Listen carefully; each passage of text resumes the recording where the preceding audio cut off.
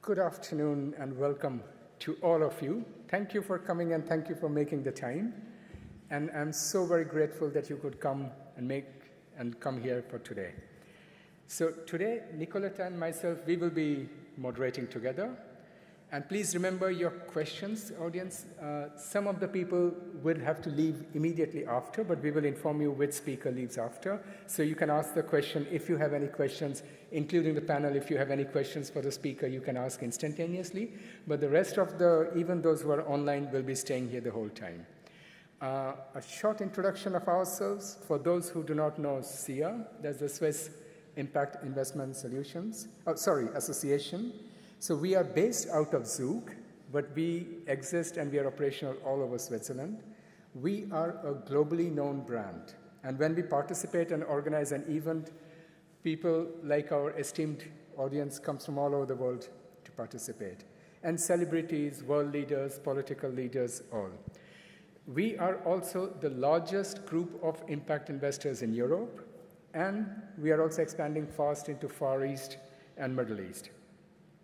In Switzerland, we are the oldest and the largest impact investment association and the group. And our members are not only financial institutions, but they are also academics, private investors, multinationals, and all that. And some of our board members and partners are also present today. I see one of them, Johan. So anybody of you who is interested to know about infrastructures in Africa, please contact Johan. Then we have Patrick and Michelle. So if anybody wants to learn about green bonds, and especially how they are using green bonds to protect the rainforests in Latin America, please talk to them. And if you want to know more about branding, and if you're seeking resources for your business or project, please contact Sweta. What do we do? In case if you want to know about SIA, so we have our monthly newsletters where we summarize not only the news, but impactful businesses and investments all around the world. Our partner companies, we subsidize and certify and brand company businesses all around the world on UN SDGs. We support our members with finding resources, and if be possible, we take your points, issues that you have collected, and take it to the relevant authorities. And our members are always kept informed about every event and everything that we participate or organize in. And any of you, if you want to be member of SIA, please feel free to give or leave your contact details at the door, or I think you can leave it with one of our colleagues. So today's topic is mainstreaming impact investment in the pension fund industry, and why regulation plays a very, very important role. And I'm sorry to disappoint you, we have a completely wrong audience for this, or the wrong participants and speakers for this, because these people are really seriously working about it. They are working on implementing impact investment in their own institutions and companies. And we can learn a lot from them, and I hope many of you will. And I know that a lot of financial institutions today are not really fulfilling the rules or following the conditions as it is laid down. And to make it more interesting, the comment, even if you listen to the Antonio Guterres of the UN, he said there is a massive overhaul of the financial industry necessary. So today our goal is to try to see that this doesn't come to that far, and people can learn from what our speakers are doing. So before the start of the program, I have been asked to say a few words about it. So if I may comment on it, my title today will be Enough is Enough. I'm very tired. I have been talking about this topic more than 20 years, about these details, debates, discussions, and they have unfortunately led to nowhere. I'm not talking about economic strategies, models and achievements. I'm talking about investment strategies, investments. And I will give you a few examples to show why I think that, and why I am hoping that our audience, our esteemed speakers can tell us how to overcome this problem. Number one, we are all aware of climate change. I don't want to introduce each of the speakers because they have such an amazing CVs, so I would just leave it on the screen so you guys can see what each of them is, or who each of them is. We are talking about climate change, and we are all talking about the impact of fossil fuel on climate change. This chart came out from IMF. It's talking about 7 trillion in the fossil fuel subsidies, and out of which 1 trillion comes from major banks, and these are hidden subsidies in bonds. Consequences, as per Bloomberg, more than 5 million people are dying caused by climate change per year. And this is just one of the consequences, not all. Second, we are all talking about loss of biodiversity.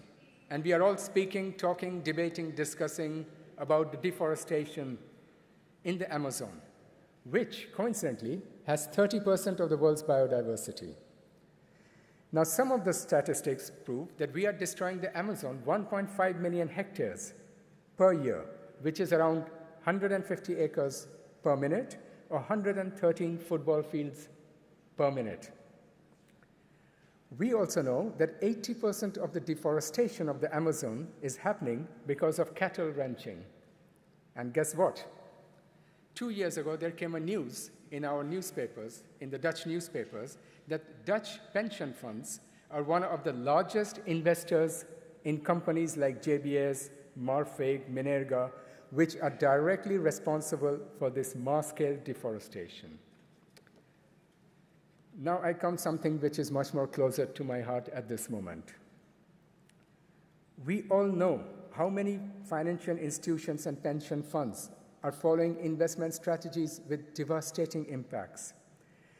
Last few years, our major financial institutions have been investing into a country led by a dictator which has caused the complete destruction of a nation called Artsakh. Many of you may be aware of, or many of you may not be. They starved 120,000 children, 120,000 adults and 30,000 children the last 9 months with no water, no food, no energy. And since the last 1 week, they bombed them and they chased them out. To the numbers I have from ICRC, I think more than 90% people have fled. There's nothing left.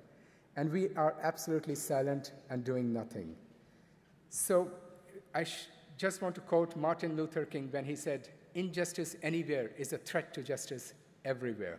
And we are caught in an inexplicable network of mutuality tied in a single garment of destiny. Whatever affects one directly affects all indirectly. So with this, I want to invite our next speaker, Ruben Vardian, who I know personally for more than 2 decades, and his nation is facing the consequences of our activities and our strategies.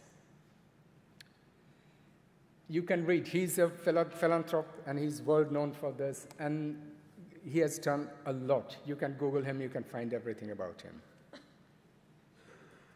Unfortunately, he cannot come here today. Why? Because he has been taken 3 days ago. We don't know where he is, we don't know what condition he is in. He's somewhere being tortured, and most probably, we really don't know what is going to happen to him. And believe me, we are in contact with all the major institutions, including ICRC. So he will be replaced by Sheila Palin. So she is a world-famous human rights speaker and a lawyer, and she can give the next 2-3 minutes a short background or story about what is going on there. So Sheila, the stage is yours now. Sheila, we can't hear you. You can't hear me? Yeah, now we can. Yeah. Okay. Thank you for having me and for paying attention to this crisis. Indeed, on 19 September, so that's just almost 2 weeks ago, Azerbaijan launched an extensive military assault on a little enclave self-governing called Artsakh, or Nagorno-Karabakh as it's more commonly known, under the guise of an anti-terrorist operation, which resulted in the killings of several hundred people. Baku's aim was to force a new status quo in this region on its own terms and with no regard for the lives or basic human rights of the population of Nagorno-Karabakh. This attack came after Azerbaijan had kept Nagorno-Karabakh under blockade or siege for 9 months, slowly starving its population of 120,000 Armenians. And the act has been described as genocide by the former prosecutor of the International Criminal Court. After 24 hours of heavy bombardment, the Nagorno-Karabakh authorities surrendered, and thousands of ethnic Armenians began to flee into neighboring Armenia. And by the end of last week, more than 100,000 ethnic Armenians are now in Armenia. They were on the other side of the border for thousands of years before that.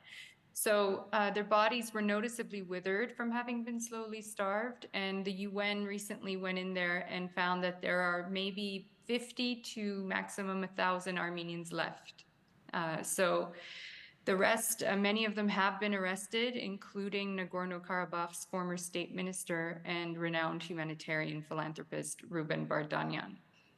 Azerbaijan has a horrific track record of torturing and mistreating, even killing Armenians that fall into their hands.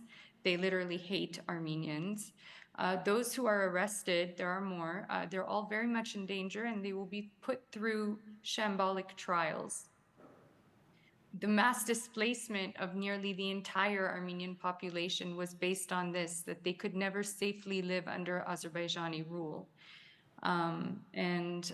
Azerbaijan is now, of course, saying that, no, these Armenians had nothing to fear. They should have stayed. They left voluntarily. Nothing could be further from the truth, and nothing that Azerbaijan says can be trusted. They have broken every promise, and they will continue to do so. Now, Azerbaijan has its sights set on Armenia, and it is losing credibility. It has lost so much credibility and reliability in the eyes of the international community. The risks that the Azerbaijani regime will be sanctioned is higher than ever now. Armenia has also just today voted to join the International Criminal Court, which makes criminal accountability for war crimes now even a real possibility. The Azerbaijani public is beginning to see that their leadership is corrupt, that it's violent, and so the regime will need more war with Armenia to keep its people's eyes off of its own wrongdoings. My apologies. So there will come a point where the Azerbaijani house of cards will fall, but the longer it takes, the more innocent people will die for nothing. And the only way to stop people like President Aliyev is to hit them where it hurts the most, and that's economically. Don't do business with them, impose sanctions, don't invest in Azerbaijan, don't trade with Azerbaijan. Don't do it if you have any sense of fairness, goodness, justice, or morality. Instead, do business with Armenia, invest in Armenia, trade with Armenia. This newly displaced mass population is not one that should be looked at only from the lens of a refugee. They have been welcomed to a new home, they have been embraced, and every effort is being made to ensure that they will not be a burden on the economy of Armenia, but rather that they'll become productive assets and contributors to that system. But for this, we need help. I mean, they need help. So for the impact investors in the room, Armenia is proving itself and has proven itself, demonstrates to be a partner and conducive environment for investors looking to finance and enable long-term sustainable investments, whether it's in socioeconomic development, in sectors like education, health, culture, hospitality. Soon we will be learning from these people, from these more than 100,000 people who've been displaced, what the talent is and what is the innovative entrepreneurial ideas that they will have to begin to rebuild their lives with the most autonomy and self-determination possible. Thank you very much for having me here today. If there are any questions, I'm happy to take them. Thank you, Sheila.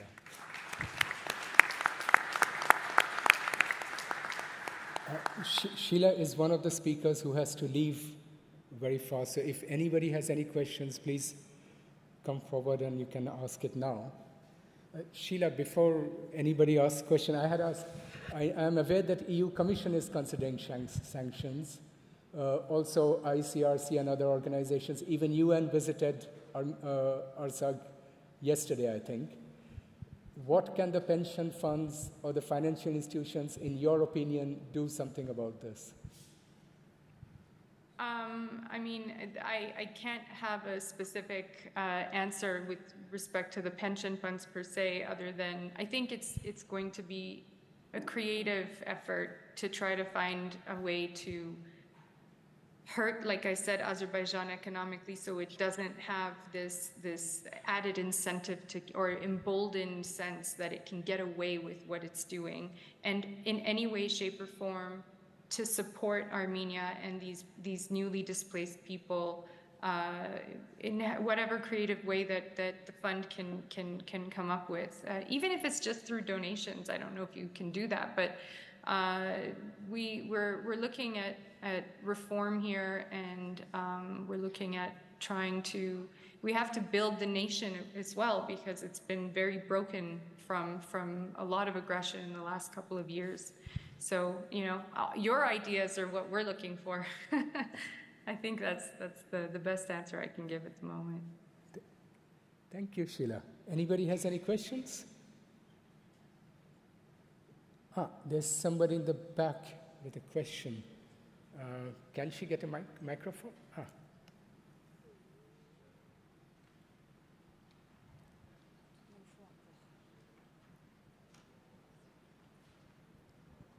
Thank you very much, Ben and Sheila, for shedding light on what is underway today in Artsakh and Armenia. Just more a comment than a question. There is social entrepreneurship infrastructure built in Armenia. There's an impact hub in Yerevan.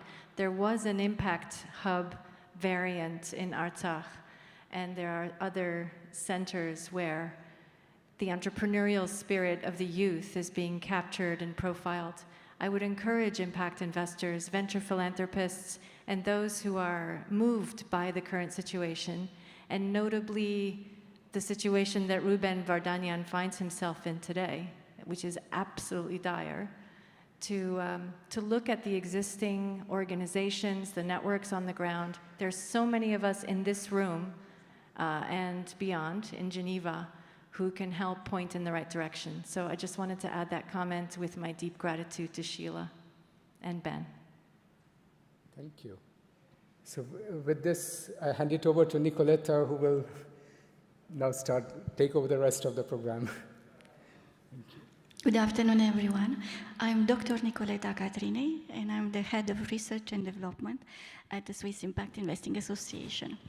And I will help you to follow this panel. The idea is to offer you a broader perspective on impact investing. You had enough figures, but do you know how much impact investing is making up of the total assets under management and investment? Just 2%. And how much of this 2% are pension funds? Globally, just 2%. Yet, we are hungry for impact investing. So there is a huge gap. We need to explain why. So with our first speaker, Madam Cathy Wood, the CEO and founder of ARK Invest from USA, more than $25 billion assets under management, she will highlight with Stuart Forbes from London why there is an untapped potential of impact investing in the pension funds market. So the idea is to open the problem of the untapped potential. Then we will follow with a panel and speakers from the faiths. Because do you know, faiths have practiced impact investing with pension funds before impact investing even existed. And we will have among us Favor Shemusfin from Washington, D.C. She he is actually the global leader in impact investing using pension funds from the Catholic Church in the United States. He has more than 50 years of experience. So he will share the experience that FAVEs have already in how to make impact investing with pension funds. In the same panel, we will have representatives from Aliter Invest, Archduke Imre Habsburg Lorraine, and Mr. Eric Begel from Aliter Invest, who are those who today do this impact investing, align with FAVE values, and using pension funds. Also, a share experience of successful stories, what's working, and how they overcame barriers. And in the third wave, we'll have a rich panel of experts from pension funds from Geneva, from Denmark, from European Investment Bank, who will highlight what would be the needs in terms of regulations. So we make these pension funds more likely to enter the market of impact investing. So this is it. Thank you so much. Do not hesitate to ask questions. I hope the logic, you liked it, because we start with the future, we go to the past, and we end with the present challenges and solutions. So we thank you in advance for your contributions to all speakers. Please, the video with Madam Cathy Wood. Madam Cathy Wood couldn't be today here, so we recorded a video. Thank you. Good afternoon, everyone, to Building Bridges 2023 at the panel of the Swiss Impact Investing Association on mainstreaming impact investing into pension funds industry. We have the honor to have as guest Madam Catherine Wood, the global leader in investing in disruptive technologies. She founded the very first ETF in disruptive technology already in 2014. And we have among us also Stuart Forbes, who is the co-founder of RISE, the main issuers of thematic ETFs in Europe. So thank you for being with us today. So with you, we would like to explore the untapped potential of disruptive technology in impact investing market. In other words, please let us know, can we talk about a market in impact investing without investing in disruptive technology? And mainly talk us also about your recent acquisition of RISE in Europe. We are thrilled to hear about it. Okay, Nicoletta, thank you very much for inviting both Stuart and me to this august organization and conference. Yes, we'll consider the source, but I think that innovation solves problems, and disruptive innovation that transforms the world solves even more problems. And critically, sustainability is a big part of the issues that we are facing around the world. So our focus on 5 major innovation platforms, so robotics, energy storage, artificial intelligence, blockchain technology, and multi-omic sequencing. We think these 5 platforms are going to transform the world, and for good. And not only that, they are going to create not just exponential growth opportunities, but super exponential growth opportunities as they converge. And probably the best example there is autonomous mobility. So the autonomous mobility theme involves 3 of the platforms. Robots, electric vehicles, drones are robots. Energy storage, they will be electric, and artificial intelligence, they'll be powered by AI. And we think the wealth creation and improvement to society, access to transportation and to the delivery of goods is going to expand enormously. Again, all for the good of the world. Why RISE? Well, we at ARC have had the luxury of reaching many European many Europeans during the past 10 years. In fact, 25% of our subscriber base, we give our research away, but 25% of those interested in it are from Europe. And the number one question we have received over the years is, why can't we access your strategies in Europe? And the answer was, we didn't have a UCITS ETF. We were looking for a European partner for years. And finally, thanks to Tom Stout, we found this little gem called RISE, R-I-Z-E, inside Asset Co. And when we met them, we thought, wow, here is a firm that really cares about the companies and stocks in its portfolio. And it's accountable for their sustainability strategies, and it's accountable when things go wrong. And we thought, wow, this is so different from the ETF world, in the US at least, where most managers of ETFs care about their tracking error, but really don't know that much about the companies and stocks in their portfolio. The other thing is, RISE gives its research away as well. It's extremely transparent.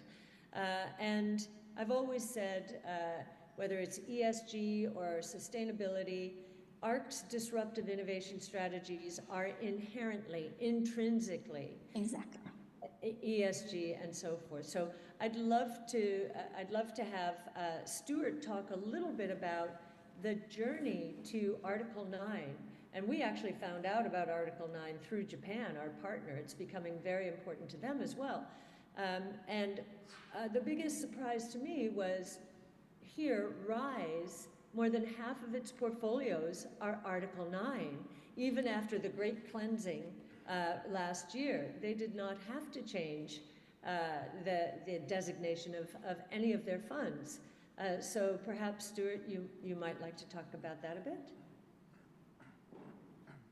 You're on mute, Stuart.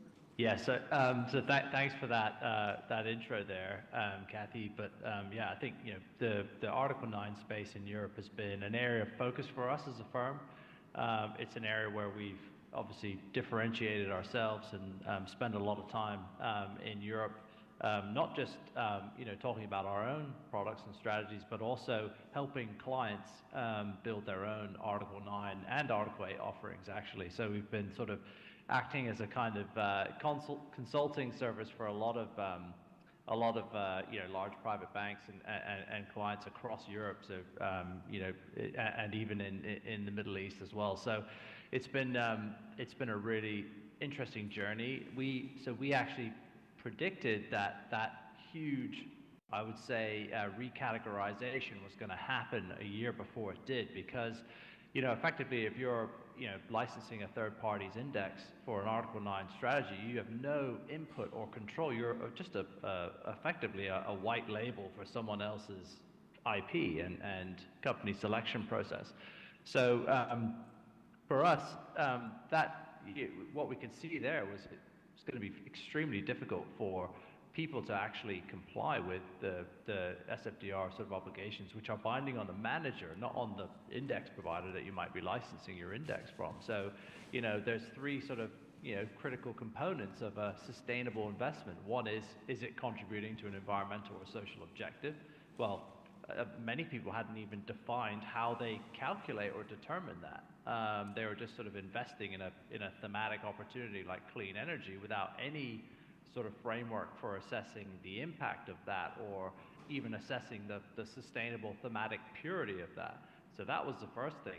But actually the two most problematic aspects of that were the second and third mandatory limbs of sustainable investment, which is do no significant harm and good governance. So if you're licensing somebody else's index, what happens if you discover that there is a company that might, on the face of it, look like it's aligned with your environmental or social objective, but actually is harming other objectives?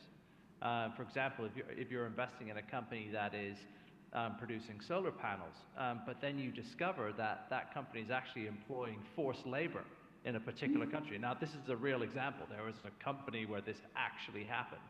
and loads of Article 9 funds continued to hold this company.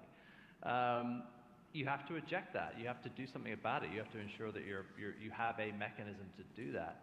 And then finally, you've got to be investing in companies that are well governed. And again, without some kind of process enables you to ultimately, have companies coming in and coming out depending on, obviously in an objective way as far as possible and under some sort of framework.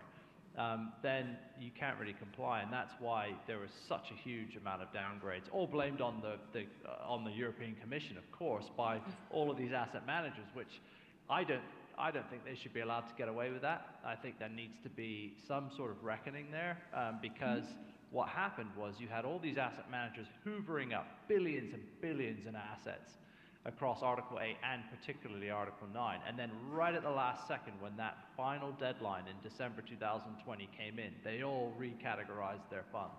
So, and then they blamed the European Commission for a haphazard approach to rolling out the regulation.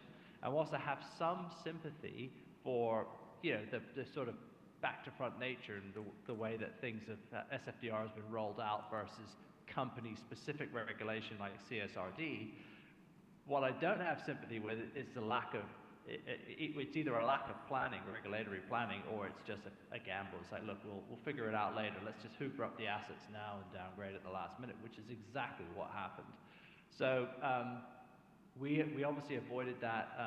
We build everything from scratch. It takes months. It can take us a year or more to build any one of our sustainable rules-based strategies.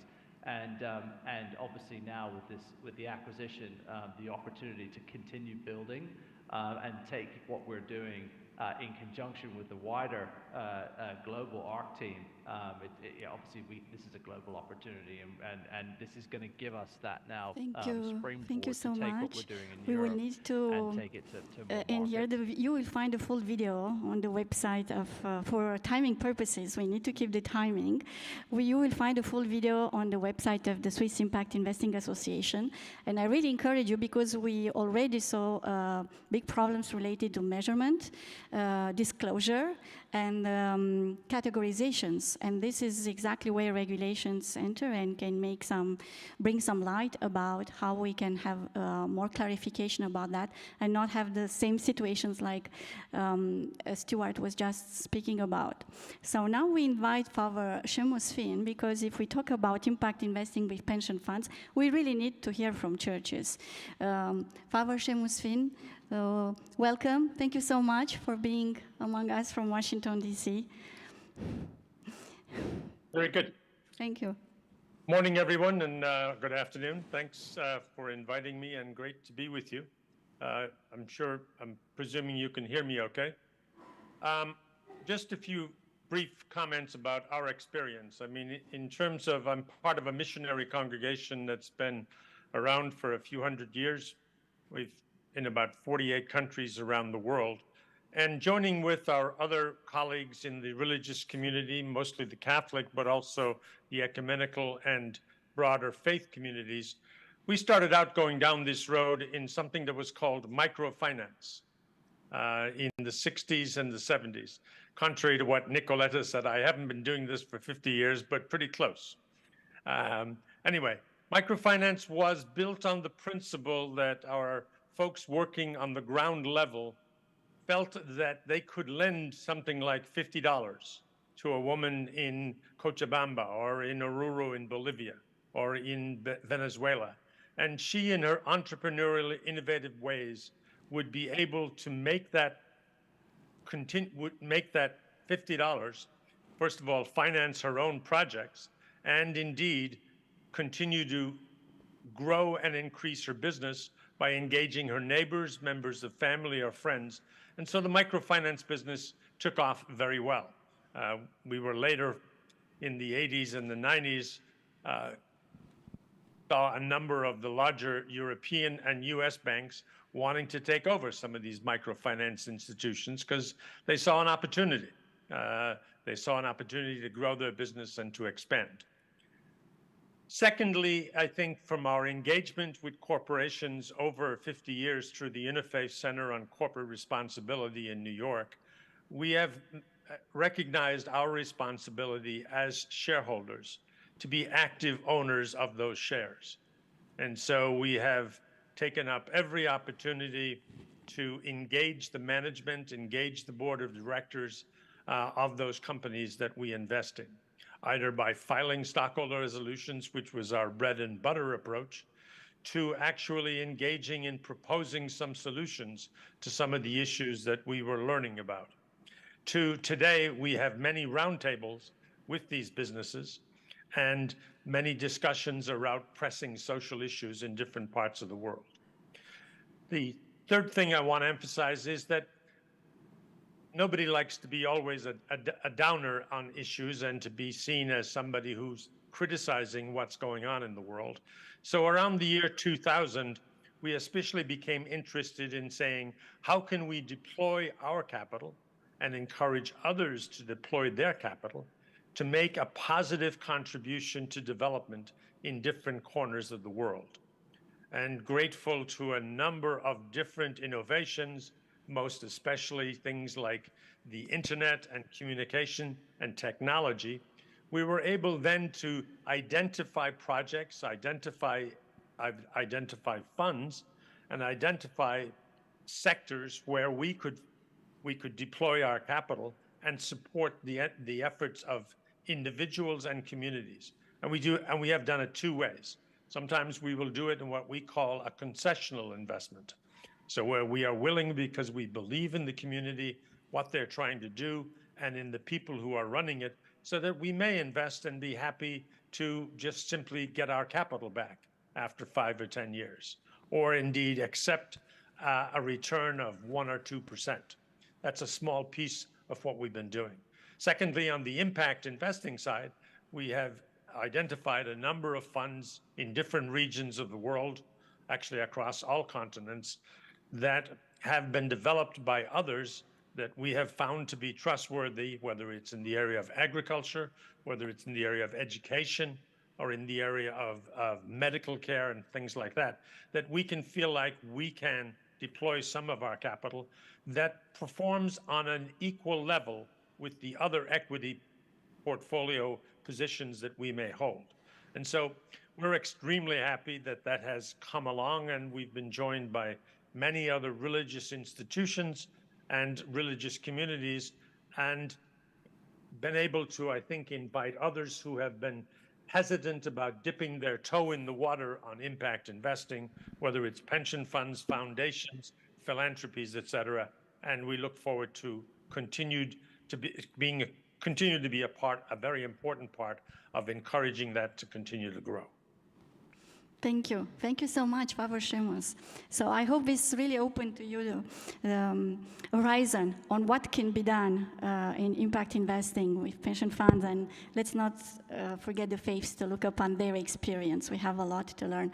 And now I invite Archduke Imre of Habsburg and Lorraine to talk with Eric Begel from Aliter Invest to share their experience and doing the same things, faith-based impact investing in their firm here based in Geneva. Thank you so much.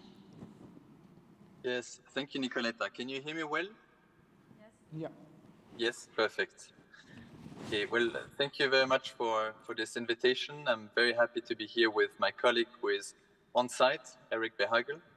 And thank you, Father, for this wonderful introduction, because you said a lot of so important things.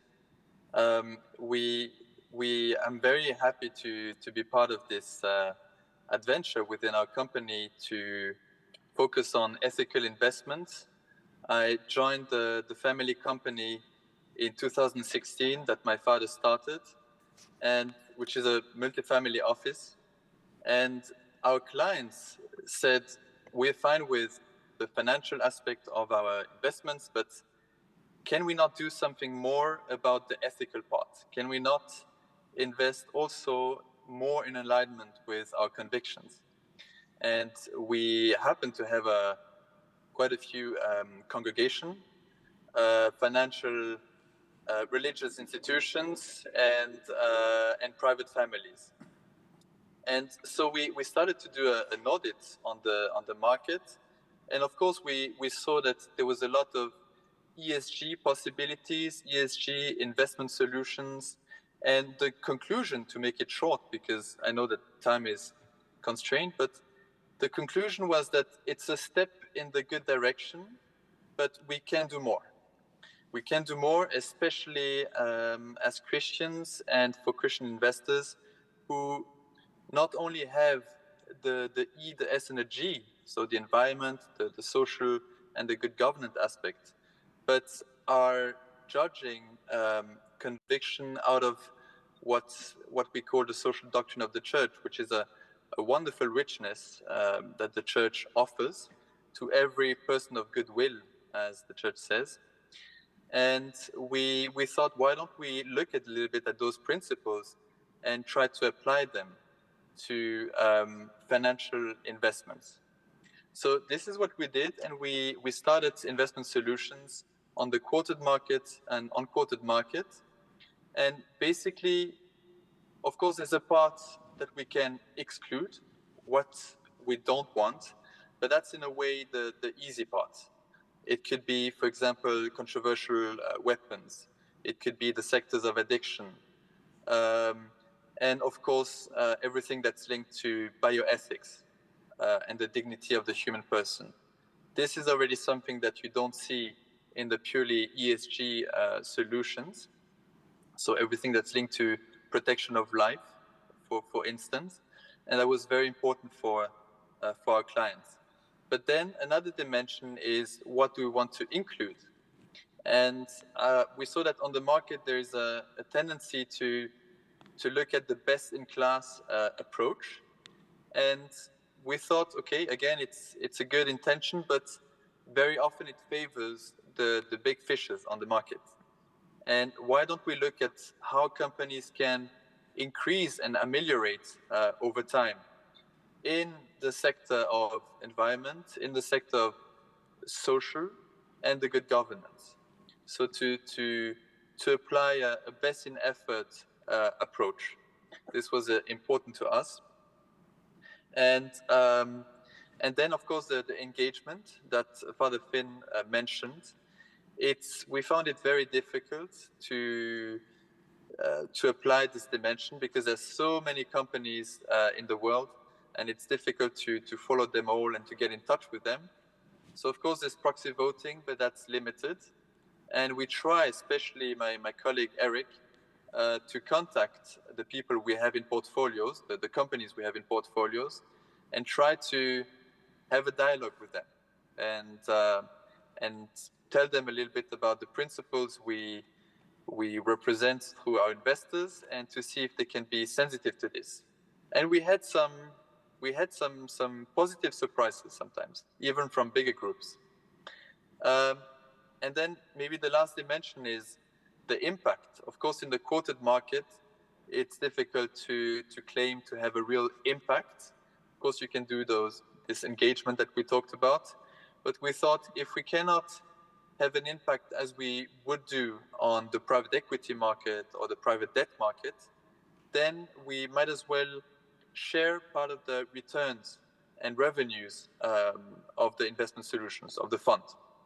And so we decided to allocate part of the revenue to some initiatives and associations that were in line with those values, including poverty, education, and also linked to what we call integral ecology.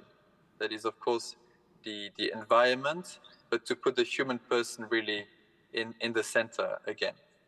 So it's been a wonderful adventure, and it's work in progress because we saw that to be ethical in the world of finance it's very difficult to be perfect. It's constantly a learning curve. So we are still learning, trying to find the right tools. We developed the best we could, some methodology internally. But again, to your question, Nicoletta, what is possible is that at least it showed us that there is a demand for faith-based investment in the United States, but of course in Europe. And it seems that Europe is more and more discovering this. and that's very reassuring, and that's a very positive news, especially because if we talk about the ethical dimension, then we also have to talk about the return. And very often, or at least in the past, my father told me that if you would invest in an ethical way, let's say in companies with a high level of ethics, it meant basically less return. And today we see that it's not anymore the case. So that's very, very reassuring too. Thank you. Thank you. Thank you so very much. Now, Mr. Eric Begle, please. Thank you very much, Nicoletta. Thank you, SIIA. So Imre and I work in tandem. He's the source of inspiration. He inspires. And I execute. In other words, I do the boring part. My challenge today is to make it palatable for you. And to do that, I'll be extremely short because what I had planned to say is very consistent with both what Father Seamus Finn and Imre just said. So it's going to be very short. Basically, how do we integrate this inspiration that Imre just described into our investment portfolios? We do it from two directions. One is technical. We use data sets as ESG investors do, but we use it quite a bit differently. We weigh the factors according to the priorities of the teachings of the church. And to make it short, I'll just tell you that in ESG, the S component is a bigger factor for us. We will tend to overweigh the factor of low turnover, low staff turnover in a company. We will tend to overweigh companies that have good respect for the local labor laws in the countries in which they operate. So in short, we just make sure that the factors that go into the grades of the companies that we analyze, the factors that are most consistent with our values, are weighed according to the importance of those factors in the values that we defend. And the second, so that was the technical part of what we do, and then the second part is more inspirational, and this is entirely consistent with what Father Seamus Finn was saying about engagement.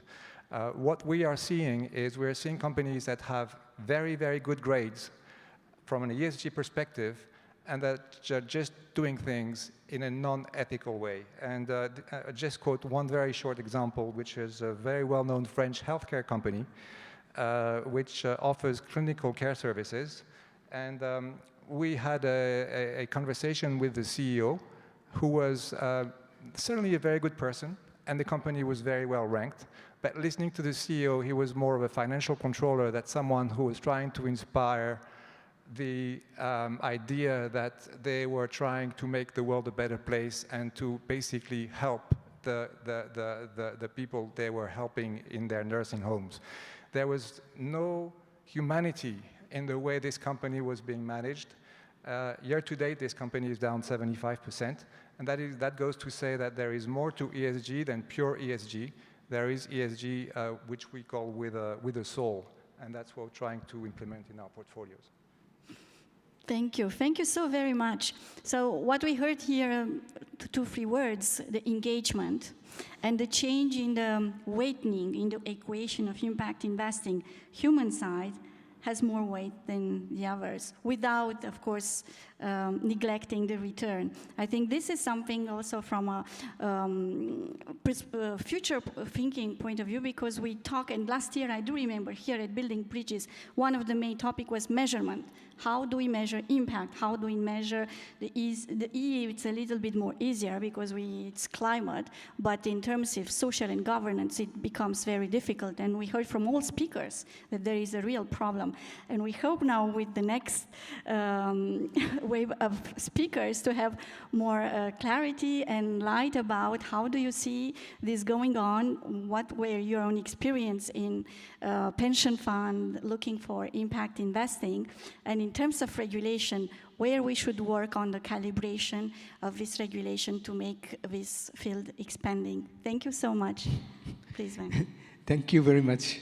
So we start with the president of Mauritius, because she's quite Yeah, she's also Professor Dr. Amina Gharif Fakim. Amina, the stage is yours now. Thank you, Ben. I would like again to thank you for associating me with this very important discussion. And I understand that I'm to speak on the regulatory environment that will allow such initiative. But before speaking on this, let me first go back to why countries, especially those in Africa and the global south, could benefit from impact investment, and why it may be important to go down that route in order to help them grow in an era of a changing climate. Let me begin with Africa and why we need all the financial resources that can be made available for her to grow. Africa has contributed around 3% of greenhouse gas emission and yet is bearing the brunt of a changing climate. How to fix it, or rather how to live with it and adapt, means access to finance at scale. Africa is home to 1.4 billion people with a median age of 16 and heading to 2 billion by 2050. Yet, in her 60-plus years of post-independent history, the continent continues to suffer from stalling multilateral trade negotiations, and the death of the Doha Round has given rise to unprecedented forms of protectionism, unilateralism, a lack of political leadership to embrace and nurture multilateralism. Unfair competition, unilateral partition of Africa into Economic Partnership Agreement, EPAs, and skewed intellectual property rights have resulted in an international trade system that disproportionately favors wealthy economies. The emerging trade climate change measures will only further restrict Africa's participation in global trade markets. So to tackle the looming climate crisis, the question is as follows. Should Africa still depend on the generosity of the global north? Their inability to meet the 100 billion pledge revealed their moral reluctance to acknowledge developed countries' contribution to climate change. Yet, to transition to a greener future, Africa must access affordable public and private funding coupled with debt relief. Ladies and gentlemen, these shifts are central to building capacity for sustained transformative growth and resilience in the face of climate challenges. Developed countries have resisted fundamental reforms to support the developing world with climate emergency.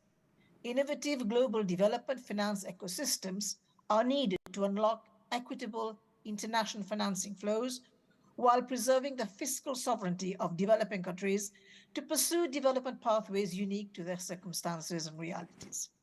Africa's position is constrained by a lack of affordable, reliable, and sufficient finance, juxtaposed with a debt crisis compounded by climate challenges. At the level of the multilateral institutions as the IMF, the issuance and recycling of the SDRs, the special drawing rights, a means for enhancing available climate financing, is drawing global attention. IMF rechanneling of the idle SDRs should be used to help developing countries with much needed finance, fiscal sovereignty of African economies, but being the fact that the SDRs are weighted to the amount going to African and other poorer countries remain tiny. Ladies and gentlemen, there is a globally recognized need to shift, unlock, scale, and mobilize new forms of fit-for-purpose finance to deliver on climate agreements and sustainable development goals. The priority of priorities for African and, of course, global South countries is to have affordable, predictable, accessible finance at scale. This is where impact investing can help. Impact investing is gaining momentum, and yet globally, it remains subdued. And only 2% of the total global impact investment come from pension funds, and yet the market of impact investing is on the rise as people realize its potential to target social issues and environmental challenges. There are a few reasons leading to this situation: limited information, lack of standardization in the measurement of the impact, and mainly fiduciary duty and risk management, as pension funds are traditionally risk-averse. But as pension funds and sovereign wealth funds have long-term obligations and investment horizons, this put them into a unique position to contribute to the SDGs and take action on sustainability risk, especially climate change. More than half of the world's 100 largest public pension and sovereign wealth funds account for 22 trillion US dollars in assets under management and have long-term obligation and investment horizon. Yet, more than half of the world's 100 largest public pension and sovereign wealth fund do not disclose or report on sustainability issues, and institutional investors and as a group they can do more to mainstream sustainability. Yet, limited number of funds publish meaningful reporting on their sustainability performance and ESG integration strategies. Sovereign wealth funds are also relatively less transparent than pension funds. Many reporting funds acknowledge the material risk posed by ESG issues and associated regulatory measures, with the majority of these funds changing their investment strategies and policies accordingly. Reporting funds are increasingly sensitive to climate-related risk, with more than 4 out of 5 funds having designed a climate or carbon dioxide reduction strategy, and the same number reporting the use of an international reporting framework on sustainability. Reporting funds are also defining climate-related targets for their investment decisions and sustainability integration strategies, with more than 2/3 of front-runner funds using a specific climate target, such as net zero. However, only 20% of funds are using audited or certification processes to evaluate their sustainability reporting and ESG integration. Yet, funds have identified pools of good practices for sustainability integration in strategic areas like governance, corporate sustainable investment policies, sustainability integration strategies, ESG integration along the investment chain, climate action, and evaluation reporting. There is a clear recognition that institutional investors with a long-term investment horizon, such as pension and sovereign wealth fund, need to pivot rapidly to a more sustainable investment portfolio. Such reorientation can mitigate a range of sustainability-related risks and help contribute to sustainable financing through, for example, investment in renewable energy or clean technology. While there is much good practice to be applauded and shared, there's also room for improvement, especially on disclosure and reporting, where there is great variance among reporting funds in terms of what and how to report. Meanwhile, the use of key performance indicators is lagging, making sustainability disclosure highly subjective in some cases. What is needed is greater harmonization of standards and regulations to promote more widespread action on sustainability integration and performance. Institutional investors need to integrate development objectives, especially the SDGs, into their investment. This will bring more credibility to their claim to be sustainable investors while helping them to mitigate relevant risk. Ladies and gentlemen, the SDGs provide a useful framework for sustainability integration and broaden the sustainable investment agenda. Impact investing is set to have the famous triple bottom line, whereby the social or environmental impact and the financial return have equal importance and reinforce each other. Correlation between impact investing and financial performance have been tested, demonstrating synergies across risk, return, and impact metrics, but transparency must remain key to sustain trust and confidence. I thank you for your attention.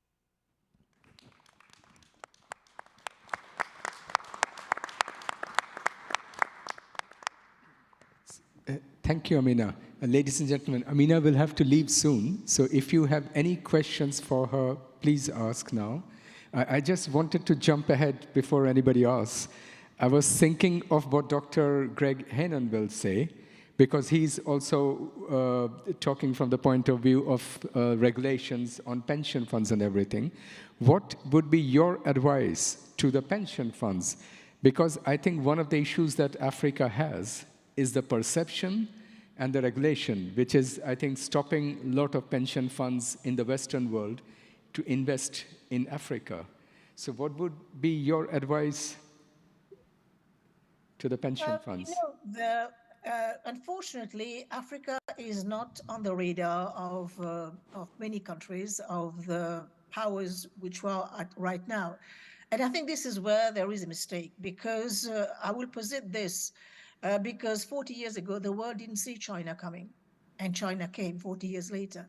I think we're in a similar position now. We are ignoring Africa, much to the disadvantage of the rest of the world, because they are not seeing the potential that Africa presents in terms of development. And if we were to invest in development, there are so many areas, so many avenues where the returns will be, but of course in the long term, not immediate in the short term. And I think of agriculture being one of them. I think of energy. I think of so many other important thematics, which of course will have a direct impact on the population of Africa and of course of the world. And yet it is not being seen from that perspective, because so far the rest of the world has seen Africa only through the humanitarian lens, which is of course completely wrong. So what we need to do is look at ways of comforting those with the sovereign fund, with those, of course, the pension fund, but put in the framework where there is transparency, because I think the world has experienced too many bad examples to just give away the pension fund, of course, the employees like this. So they need more transparency, more regulatory approach. At the same time, also, KPI, how are they going to monitor what's going on with the investment? So I think if we put all these in place, I don't see why this cannot be an avenue for Africa to actually access funds at scale, because right now it has been a trickle down and it is not working. This is fantastic. Thank you so much. And with this, we will give, please, the word to speakers we have here, exactly who are heads of pension funds. Please. Yeah, sorry. So I hear what you just said, but we need to walk before we run. And as you just said, allocations to impact investing is yet 2%, even less in Switzerland. Now, the whole constraint is to start a meaningful investment locally, to maybe have the experience, and then I think we'll get there. We'll get to Africa, we'll get to Asia, and so on. But we need to do this first step in locally. But then there are other constraints that we have to solve first, and regulation is one of them. Yeah. Yeah, go ahead. Thank you very much. Just a comment on the great speech from Mauritius. One of the things that I think pension funds could consider is to look at those strong institutions that we see, for instance, in Africa. I can mention, some of the regional development banks. IFO, our institution, the Danish DFI, we have invested equity in the TDB bank, which is a development bank. It's profitable. It's very well managed. It has, as B shareholders, also African pension funds. So I think that just to allocate a bit of time in assessing institutions like TDB, like AFC, and others in other parts of the world, where you have strong performance and you have a strong ability to manage risk because of the governance structure of these institutions, and hence you also receive stable returns. So an institution like TDB has, for the last 10 years, had a stable return on equity of about 12% in US dollars, and has been paying dividends to the B shareholders, including us, but also, of course, the African pension funds. Just a practical suggestion. Yes, no, and I was thinking another practical suggestion, because I think many pension funds, they have this barrier of information. There is this consortium of multilateral development banks. They have put together all the infrastructure deals for the last 15 years in a database called GEMS. And there you can see that these deals are really not failing. I mean, they are really profitable and with very, very few casualties. So more information is needed, and this is one example of what we can do to help this. Thank you so much. Mr. Ogouche, please. Thank you. Apologies, I couldn't be there with you in person. I would have loved to come to Geneva. But thank you for inviting me. I'm inspired by Imre Habsburg. I know they said he's the inspirer. I'm inspired by what he shared, and also by my father Finn. I'm actually inspired. That speech, also coming from Africa, I share his sentiments 100%. And just seeing how, we need to get the taps open with Africa as opposed to the trickles. But I just want to introduce a different angle to this conversation, and that is on definition of impact. Right. And, from where I sit in Africa, if I'm investing a bond in a company that is hiring more people, that is giving power to people, that is creating jobs, in my view, that's impact. So it's not until I invest in a green bond that I term it as impact, because in Africa and Nigeria specifically, where I come from, you have an unemployment rate of about 40%. Youth unemployment rate even higher than that. And we've got the largest energy poverty in the world, where people don't have access to energy. So if a pension fund is investing in a power plant that is giving power to more people, that is giving jobs to more people, that is lifting people out of poverty, that is impact. And already we are doing that. So I guess definition is a bit narrow, where we think it's just a green bond or it's just climate finance, and then it's impact. Then there's a lot of impact that pension funds are doing. I know we can do more, and that 2% is just quite narrow in my view. The second thing I like to agree with a number of people on the panel is regarding information. One of the panelists, I can't remember who it was talking about information on the companies they've invested in, especially the S, whereby they realize that those companies, when they invest in them, their returns are higher because they're focusing on social good and things like that. So if pension funds are able to see this information and it's widespread, they will definitely act on it. Also, just perception of risk, is higher, and might not necessarily be the case. Like the previous speaker said, I think it was GEMS, whereby they've got a lot of information on infrastructure, and to show that those are not failing. So that's what I like to add to the conversation. In addition to just deal flow, right? So pension funds will argue that there is a moral hazard in I'm investing, and I shouldn't be the one determining the transaction. So they'll tell me most of the times that bring the transactions on. So we are not seeing the deal flow of those transactions at scale, right? And I think that's one thing that we need to see how we can plug, especially with regards to project preparation, how we can prepare some of these projects, get them to a point where pension funds can invest in, risk mitigation tools where pension funds have more confidence because they know that there are backstops. So these are things, from my angle, I'd like to chip into discussion. A couple of other things, but I'll just pause here, and I'll share other thoughts later. Thank you. Thank you so much. So we'd like now the panelists here to develop your expertise regarding to impact investing in the pension funds, and what do you see for the future as concrete levers we could act upon to go from 2% to more? Thank you. Whoever, yes? Ladies first. Ladies first. Well, I come from the European Investment Bank, and maybe you know that the European Investment Bank is the bank of the European Union. It is in charge of putting or promoting or supporting the policy priorities of the European Commission, and it is owned by the member states.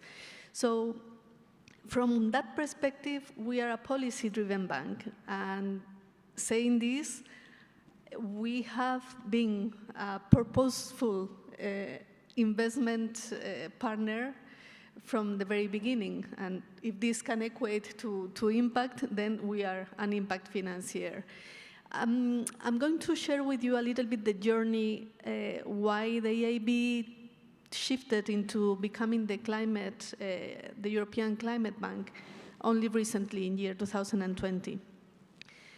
we have been for decades already working on climate, because already in 2007, when the Commission came forward with the 2020 package, we realized that the global warming was such a menace that whatever we do for the rest of developing or development priorities could be washed away by the impacts of climate change at any given moment. But not only for that, together with climate, you have a lot of co-benefits, be it pollution reduction, be biodiversity, be gender. So it is really a purpose that covers many other co-benefits. So when the Commission came forward in the year 2019 with the Green Deal, the bank or the governors, the member states, took the decision of transforming the bank into a climate bank. And this was done taking, well, 4 main commitments. The first commitment was to lend. So of all our activities, 50% would go into climate and environmental sustainability. Then the second one would be to mobilize 1 trillion of investments from 2020 to 2030. And then the third commitment was to align all activities with Paris. And I will get back to what we decided and tell you where we are today, and more than where we are today, where we are struggling today. So for the 50% target, of course, it is a very huge target. Every year, the bank lends more or less 70 billion euros. So this year, 2022, we lent 37 billion to climate action. And year after year, you really have to find these projects, and it's becoming very, very work intensive. And you will see that we had to train all our front office, and we had to engage with clients, trying to find out of their investment programs what is climate, what is not climate, and try to support them in their transition to low carbon activities. So that is already quite a significant change for us. Then for Paris alignment, which was the second one, we decided what type of activities we couldn't support anymore. And one of them, starting in year 2019, was to leave out support to any fossil fuels immediately. So that, for example, outside the Union was not understood at all. And even inside the Union, the European Union, not all the member states have the same level of cohesion and the same level of development. So it was not understood either. So we had to do a lot of work to engage with clients and explain why we were going into this low carbon framework. And still today, we need to work on this very, well, on a daily basis. And then the third point on mobilization, this is where the critical part is for the pension industry. The European Investment Bank, the mandate of the European Investment Bank is to be a crowding institution. So we very rarely go into a project financing the whole project. Maximum we can finance 100% with only few exceptions, like emergency recovery or this type of investments where we can go higher. So always we have to co-invest with third parties. We also do a lot of financial innovation, so to try to adjust the risk of the projects to the different risk-adjusted returns of the different clients that we may have. For instance, in year 2007, when the European Commission came with the 2020 package, the EIB was the first institution to ever launch or issue a green bond. So this is where our financial innovation comes forward. But the idea is that we are still very far from mobilizing what is needed. Nicoleta was explaining at the very beginning the huge gap that we have. Only in climate finance, we need to mobilize 3.5 trillion per year to meet the demand or the needs. And we are doing, what, 37 billion? So how many EIBs do we need? 100. So this is why we really need to mobilize pension funds. Nicoleta was also mentioning only 2% of the pension funds amount go into impact investment. Part of that would be climate investment. So for us, what I would say today here is I am supporter of having a target. Say, instead of 2%, put it at 5% or at 7%. For us, when we came with the target, we were, on one point, very challenged because we had to really reinvent the bank to become the climate bank, but also we were criticized because climate is not the only objective. You have also innovation objective, you have cohesion objective, poverty reduction, you have many other objectives that are very important. So I know it is not easy, but it is, a focus and a beacon, or I don't know how to say it, for setting the direction. I would very much suggest this target for pension industry. Thank you, Esther. I was just going from this point to Greg. So Greg, like Esther mentioned, that EIB has a very clear vision, very clear directive on, for example, climate change. How do you look at it from the Swiss pension funds angle? So I'd like to mention the outcome of COP26. COP26 was calling for redirecting flows into meaningful and scalable projects. Another outcome was to create public-private partnerships. And COP26 was calling for collective action. So that was our starting point. And we think the impact strategy should start with an engagement activity. So engage with policymakers, with corporates, but managers as well. So I'm a special advisor of the IGCC, which is the largest activist group in Europe. And we've also engaged with auditors and with data providers, because we need quality data to take proper decisions. When it comes to funding the transition and climate change, we think we need a collective action, and we need to collaborate with governments. That's the concept that we want to put forward, because we want to think the whole cycle of the development of the solution, the production, the distribution, and the consumption. And we can only do that in a meaningful manner if we team up with the government and we syndicate investors. So one of the solutions, and why Africa is not yet a destination for flows, financial flows, is because we need first to syndicate investors and invest in a meaningful fashion. And when you speak about syndicating, you're speaking only about pension funds in Switzerland, or also Denmark and other countries, and also institutions like EIB? Well, we'll all need to find a collective solution. So we can do it locally, we can do it with also investors, but then we'll have to face regulation issues, we have to face fiscal issues. So these are a constraint that we'll have to solve before we can invest with international investors.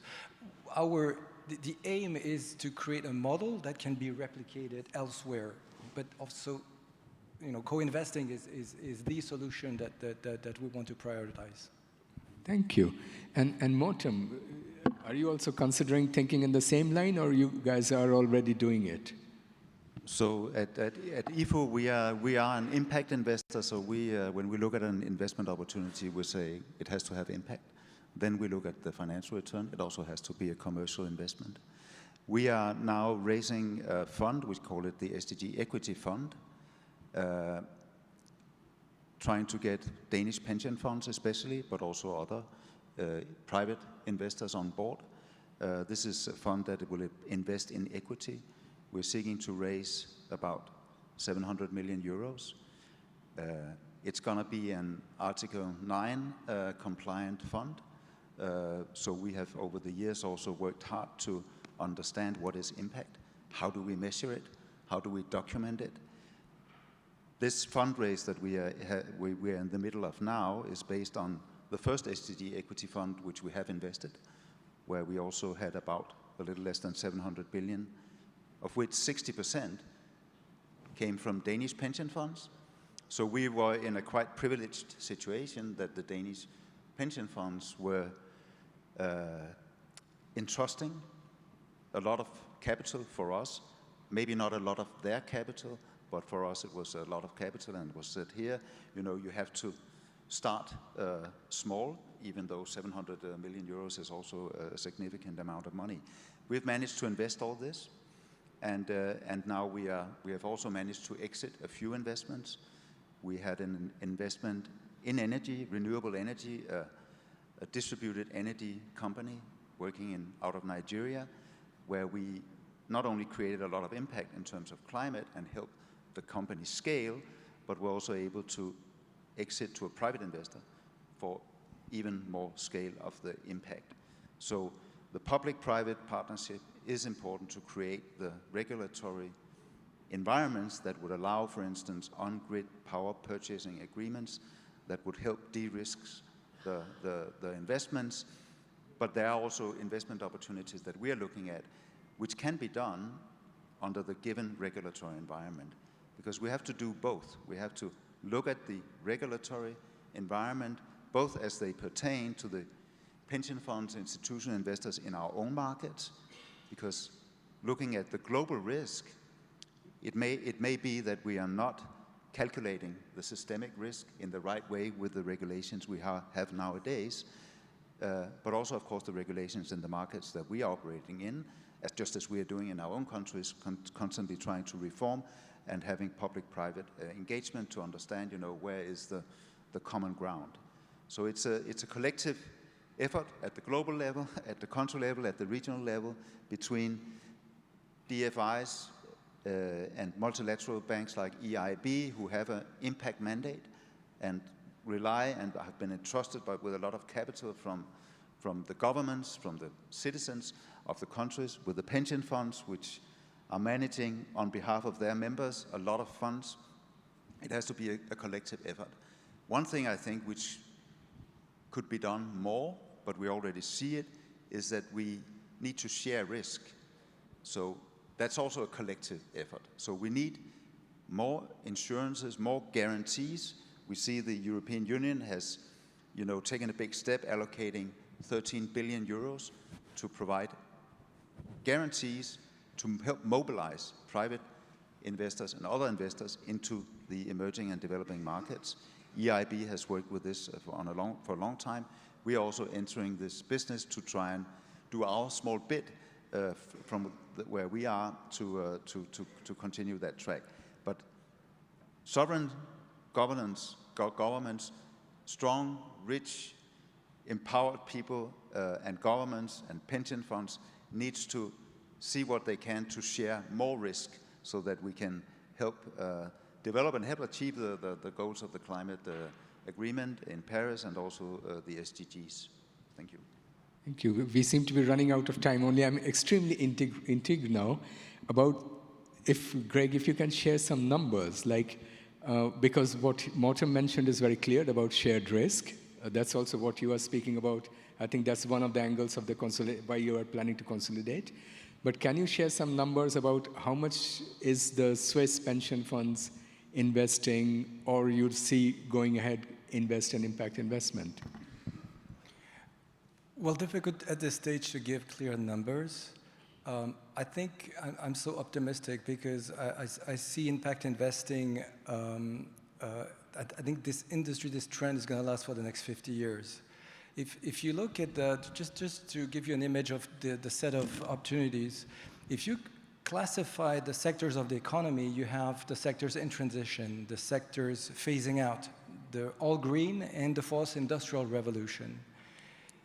In the long run, those two buckets will converge into two. So that shows you how much opportunities we are having ahead of us. One of the biggest constraints for pension funds is to have a proper diversified portfolio. And that's the reason why we have at this stage to team up with big players. And the government is a clear solution, in my opinion. Thank you so very much, all of you.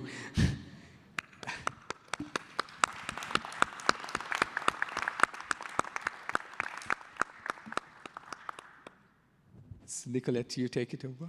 Thank you so much. I hope the discussions gave you perspective and hope for the future. We heard a lot, and I think the word engagement came the most. We heard barriers, but also solutions. We see that there are actors going faster, others going slower, but as Madam Badola mentioned, we go on the right direction. And I think for the moment, it's already a good statement. Let's keep the pace, and we hope to see you next year with results going to 5% or 10%. The highest, the better. The largest the market, the largest for everyone. In fact, that's the point, I think. And there is also risks are shared in a different way. So we have all an interest to really extend this market. Thank you so much. Not hesitate to contact us, Swiss Impact Investing Association. You will see more information on our website. And thank you again for your time and participation.